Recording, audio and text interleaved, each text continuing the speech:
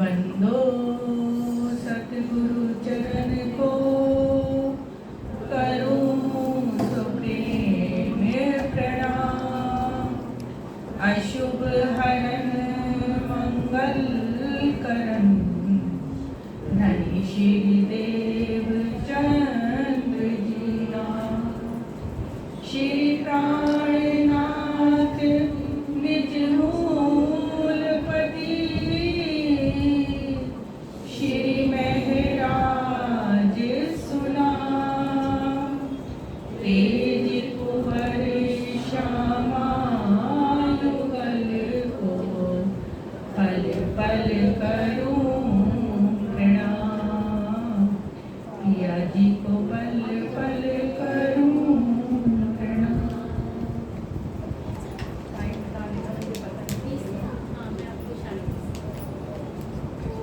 सुंदर साथ जी सबके दिलों में विराजमान युगल स्वरूप के नूरी चरणार बिंद में मेरा कोटि कोटि प्रणाम, प्रेम प्रणाम जी। सुंदर साथ जी शब्द बोलने से पहले आप लोगों से कुछ निवेदन। मैं कोई चर्चा का नहीं हूँ और ना मुझे कुछ आता है।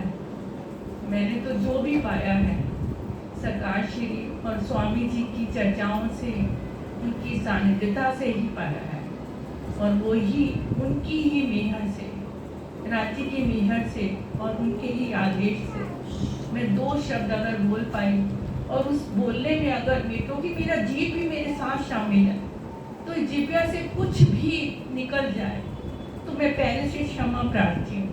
सुंदर साथ जी कीर्तन है और प्रकरण है 76। ये प्रकरण जो है कीर्तन के, ये आखिर के कीर्तन है। इनको आखिर के कीर्तन क्यों बोला गया है? कीर्तन तो बहुत सारे हैं, पूरी किताब है, कीर्तन ग्रंथ है, पर इनको आखिर के कीर्तन क्यों बोला गया? वो इसलिए कि कीर्तन श्री जी जहाँ कहीं भी जाते थे अपनी यात्रा में तो हर जगह कुछ ना कुछ कीर्तन उतरते रहे। कभी नाव में भी कीर्तन उतरे, जयराम भाई कंसारा को यहाँ गए, चिंतामणि जी के पास गए, कहीं भी गए कीर्तन उतरते रहे और सुंदर साथ उनको लिखते जाते थे। लेकिन ये आखिर के कीर्तन पन्ना जी में उतरे हैं, इसलिए इनको आखिर के कीर्तन बोला जाता है। और पन्ना में जो 10 साल लीला हुई ना, वो लीला तो परम धाम जैसी हुई है। सुंदर साथ उस लीला का वर्णन धनी ने इस शब्दों में लाके, शब्दों में आए शब्दातीत जो कहलाए। यहाँ शब्दों में राज्य का वर्णन हो नहीं सकता, लेकिन इंद्रावती जी बार बार कह रही हैं कि नहीं कहलाना माया माया वाणी, पर साथ मटे कहलाना। धनी मत कहलाओ ये पानी। यहाँ के सुंदर साथ, यहाँ के लोग इस पानी को समझ नहीं पाएंगे, पर कहलानी भी पड़ी, शब्दों में आना भी पड़ा, शब्दों में लाना भी पड़ा। शब्दों में बहुत ताकत होती है सुंदर साथ जी। ये शब्द अगर किसी से प्रेम से बोल दिए जाए ना तो उसके दिल में भी उतर जाते हैं। इतनी ताकत है, इतनी पावर है इन शब्दों में। लेकिन अगर किसी से तीखे शब्द बोल दिए जाए ना तो वो तलवार की धार से भी ज्यादा घायल कर देते हैं। तो यहाँ पर बोल रहे हैं कि जो भी मैं वाणी बोल रहा हूँ ना, ये मैं नहीं बोल रहा, इंद्रावती कह रही है, मेरे अंदर स्वयं राज्य विराजमान होके ये वाणी कहला रही है मेरे सुंदर साथ के लिए। ये वाणी तो उतर गई 5वें दिन, लेकिन 6ठे दिन में जो मेरा सुंदर साथ आएगा वो कैसे पहचानेगा मुझे? उन सुंदर साथ, ये जो आज 6ठे दिन के हम सब सुंदर साथ हैं, हमारे लिए ये वाणी आई है ताकि हम यहीं बैठे बैठे इस वाणी का मनन मंथन करके, चितवन करके उस अखंड स्वरूप, युगल स्वरूप का ध्यान कर सके। इन वाणी की बरकतों की तो बहुत बड़ी महिमा है।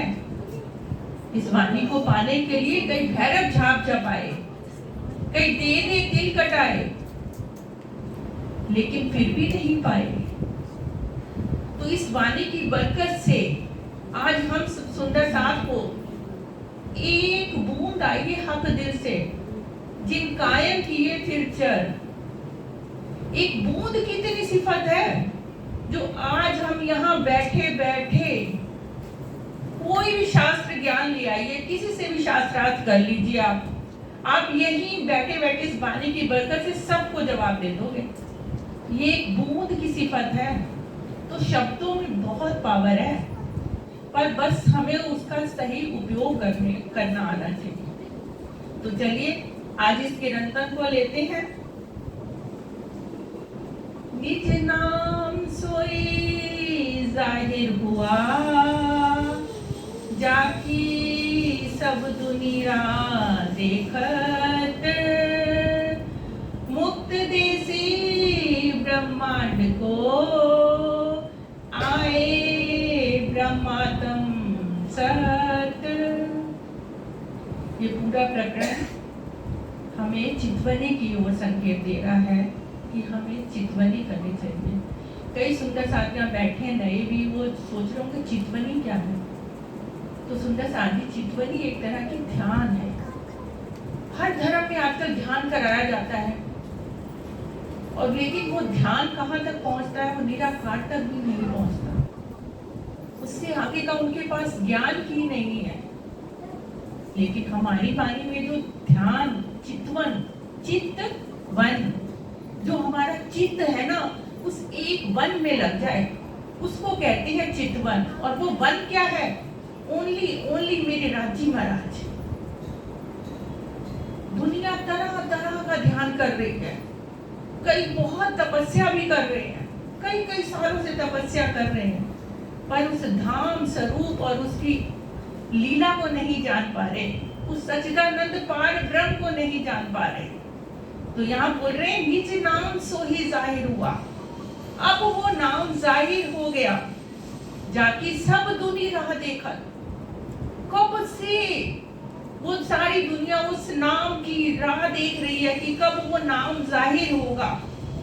मुक्त देसी ब्रह्मांड को आए ब्रह्म आत्म सत। यहाँ पर वो ब्रह्म सृष्टियां आई हैं, उस पूरा ब्रह्म परमात्मा की अंग स्वरूप ब्रह्म सृष्टियां यहाँ पर इस ब्रह्मांड में आई हैं, और उनके आने से क्या होगा? पूरे ब्रह्मांड को मुक्ति मिल जाएगी। इतने मुबारक कदम है उनके।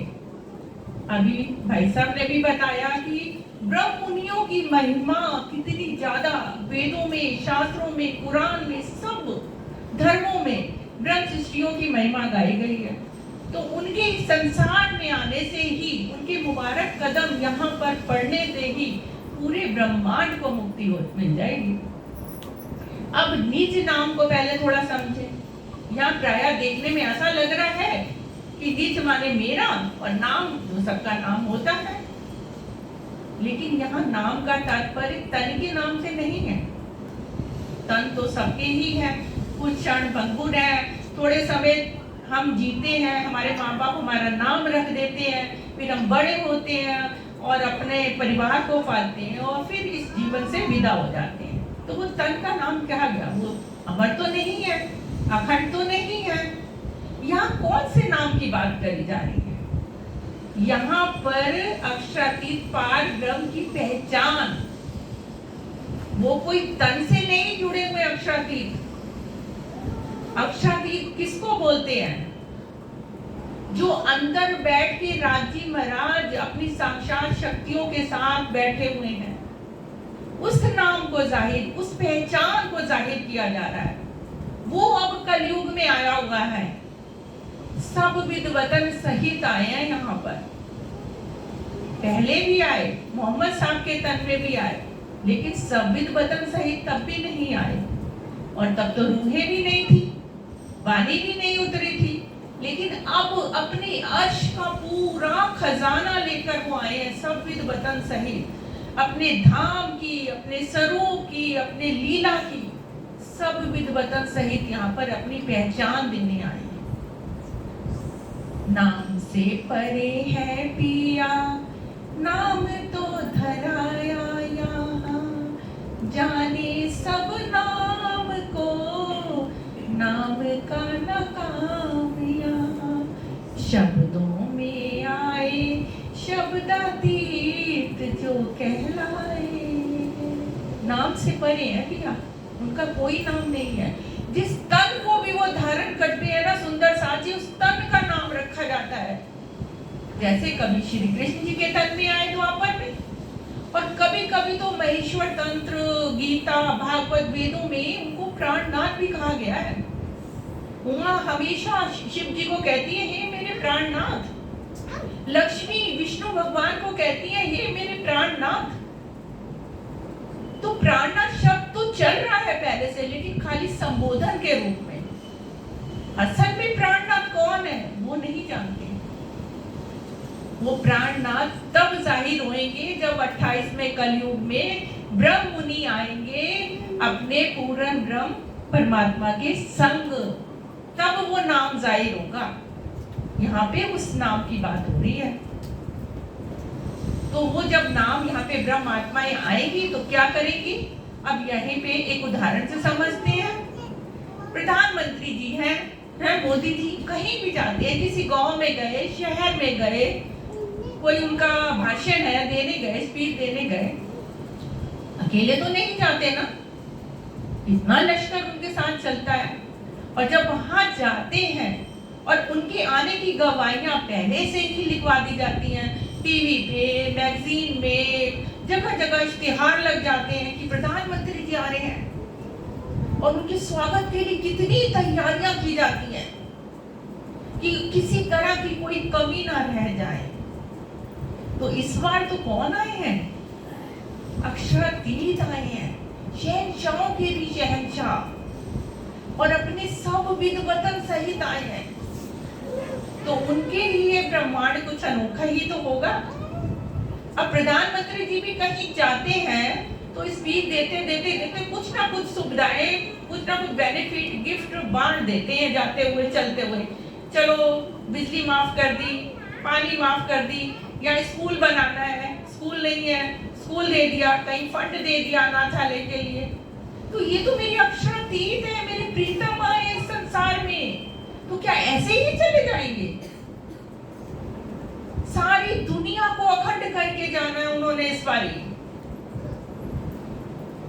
सारी दुनिया जो उनको मानती भी नहीं है, दुनिया जो पार ब्रह्म पर अक्षरातीत के बारे में जानती भी नहीं है, उसको भी अखंड कर देंगे इस बारी। ऐसे दयालु, ऐसे क्या कहते कोमल दिल वाले मेरे प्रीतम हैं, ऐसे मुबारक चरण कमल ब्रह्म सृष्टियों के हैं। लाडलिया लाहूत की जाकी सिफत करे सुहान, बड़ी बड़ाई इनकी जाकी सिफत करे सुहान। ऐसी लाडलिया लाहूत की यहाँ पर उतरी है, तो उस पूरे ब्रह्मांड को वो मुक्ति देकर जाएंगे। पश्चाताप की अग्नि में पहले जो नहीं भी मानते उनको जलना पड़ेगा, लेकिन बहिष्ठ तो उनको मिल जाएगी, चाहे 8वीं बहिष्ठ ही मिले। बहिष्ठ मिलना, आज तक कभी बहिष्ठ बनी ही नहीं, मिली ही नहीं है किसी को अभी तक। ये पहली बार होगा अवसर कि हर जीव को उस बहिष्ठ में अखंड स्थान मिलेगा। तो आगे कह रहे हैं, तुम निरखो सत्य स्वरूप, सत्य श्यामा जी रूप अनूप, साजो रे सत्य सिंगार, बिलसो संग सत्य भरता। क्या कह रहे हैं, तुम निरखो सत्य स्वरूप। अब यहाँ पर चितवन की बात हो रही है। पहले अपने नाम को जाहिर कर दिया, अब कह रहे हैं उनके धाम स्वरूप और लीला को देखना है ना, तो तुम्हें चितवन तो करनी ही पड़ेगी। चितवन भी कैसी, ज्ञान में चितवन नहीं सुंदर साथ जी, प्रेममय चितवन करनी है। प्रेममय चितवन किसको बोलते हैं, जिसमें हमें इस पिंड और इस ब्रह्मांड, पिंड मतलब ये शरीर और ब्रह्मांड ये पूरा संसार को हम भुला दें, और एक प्रेम लेके, धनी के लिए तड़प लेके दिल में, बस धनी धनी तू ही तू दिखाई दे, मुझे और कुछ दिखाई ना दे। उसको कहते हैं प्रेममयी चितवन।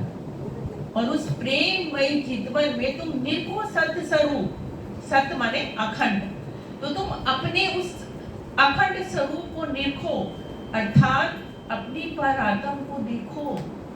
और किसको देखो? सत्य श्यामा जी रूप अनु।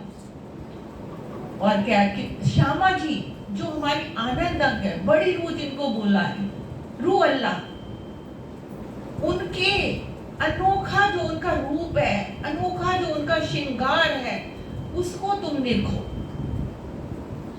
अब उनको श्यामा जी को यूं तो हम देख के नहीं रख सकते ना, हम उनको चितवन में ही निरखेंगे।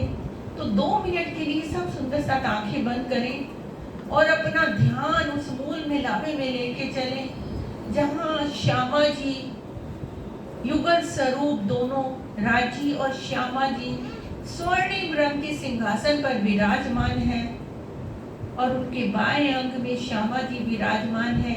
नूर की चौकी में उनके दोनों चरण कमल विराजमान है और उन्होंने नीली लाही का चरणिया, श्याम रंग जड़ाब की कंच की और लाल रंग की साड़ी पहनी हुई है। चरणों में सुंदर आभूषण है उनके, झांझरी, घुंघरी, काबी, करला, और गले में उनके 7 हार सुंदर सुशोभित हो रहे हैं। चीड़ का हार, चंपा कली का हार, हीरा, माणिक, मोती, नीलवी, लसनिया, हस्त कमलों में उनके बहुत से आभूषण पहने हुए हैं। मुद्रियां हैं अंगूठियों में, अंगुलियों में, और दर्पण का आरसी है अंगूठे में।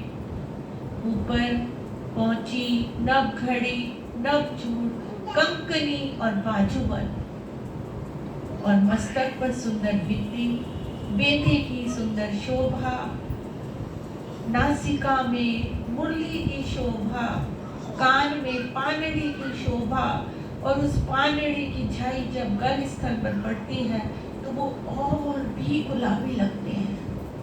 अधरों का अधर ऐसे हैं अधर जैसे 2 फूलों की पंखुड़ियां लाल रंग की खिल गई।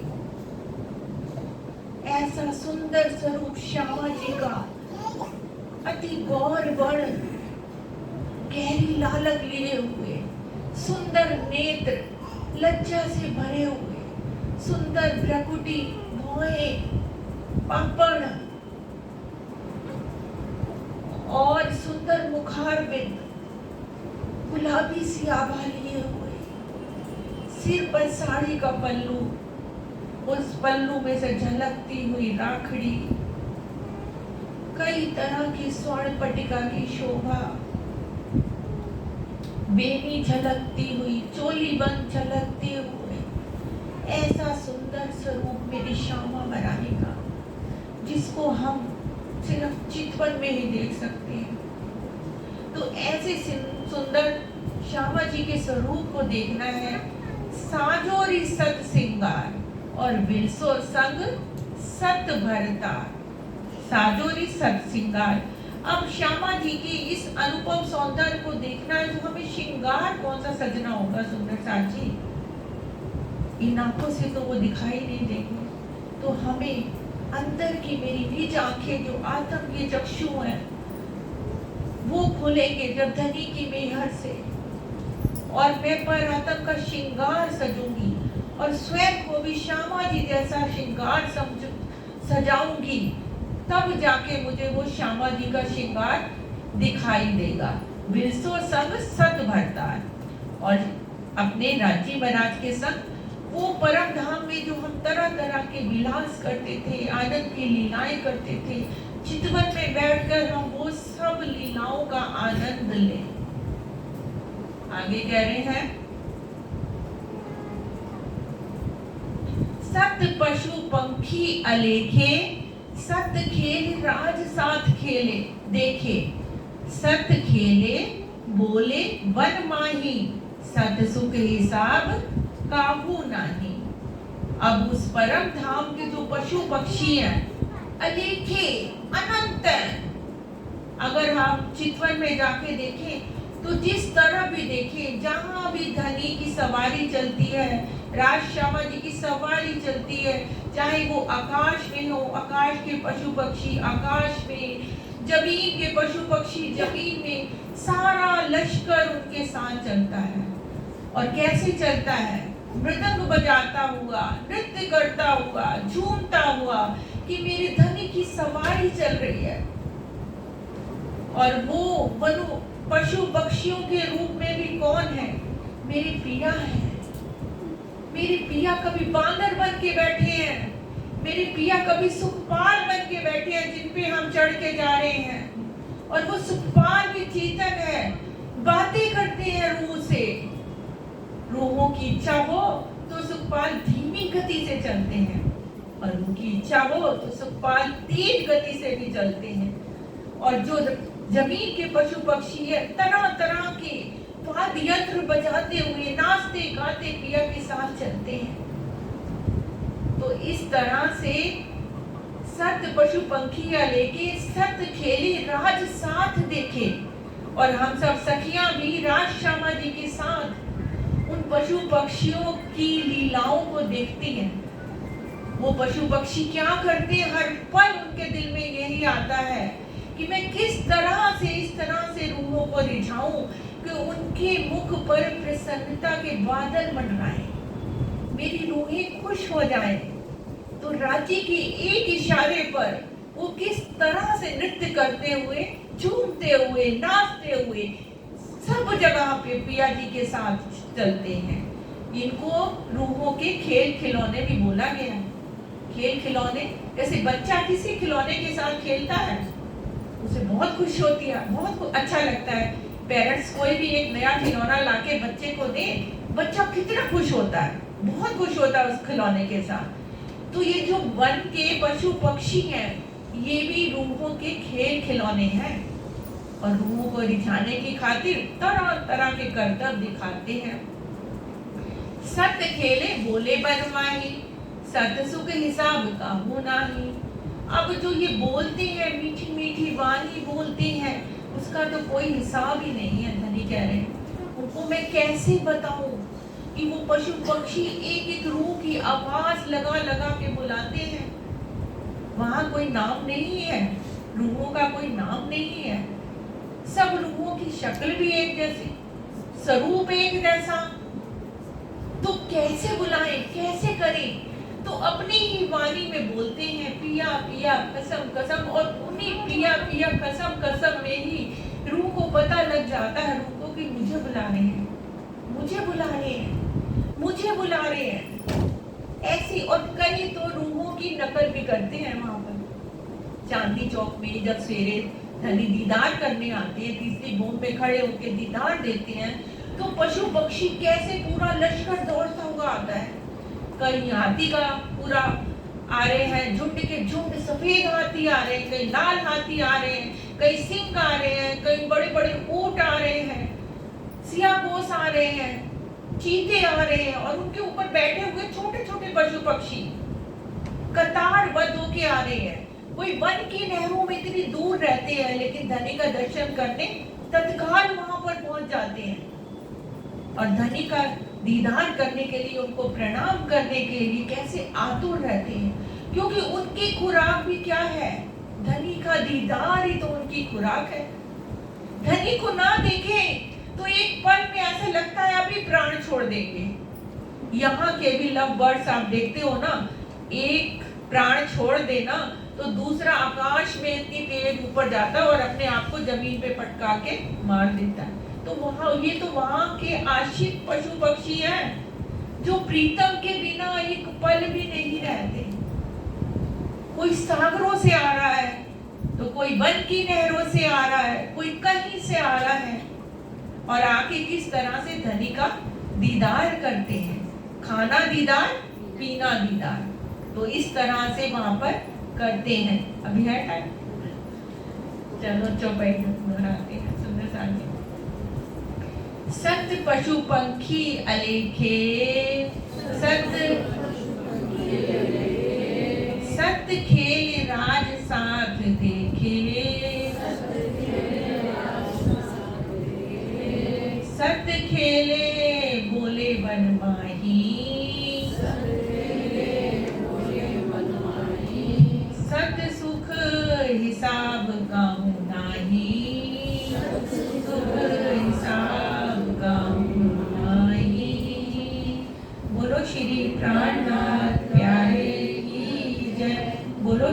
सर